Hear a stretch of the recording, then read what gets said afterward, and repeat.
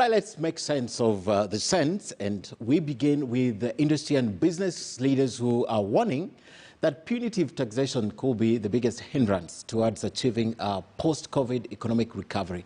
KTN's Brian George attended the virtual forum where calls for special attention towards small and medium enterprises took center stage, with majority of the leaders holding that SMEs could just be the saving grace.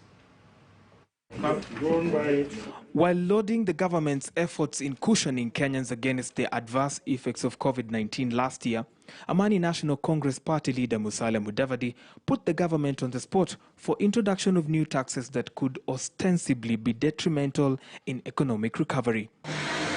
The ex-finance minister took issue with the heavy taxes in the energy sector, citing that this would slow down savings and may impact on investments as Kenyans shoulder the tax burden despite already being saddled with an economic meltdown. Are we now overtaxing? Is the KRA driving us out of town? Are they driving us out of town? Are they revisiting and visiting the same fellows again and again and again, to the extent that there's no ability to save? Because for an economy to grow, people must have the ability to save. What is happening to our savings in this country? That's an issue that we must look at. Is it growing, or are we seeing declined savings?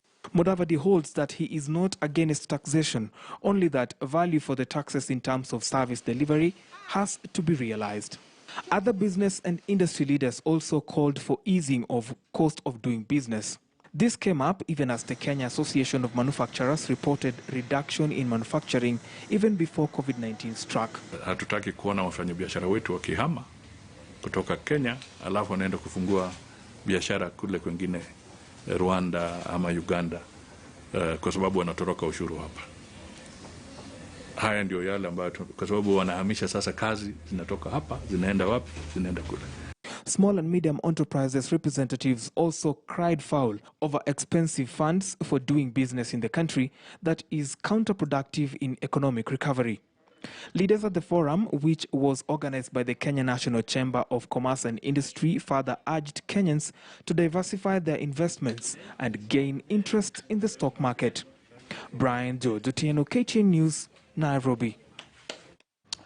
Now, Kenya's top banks have defied the tough economic meltdown to report single and double-digit profits. Listed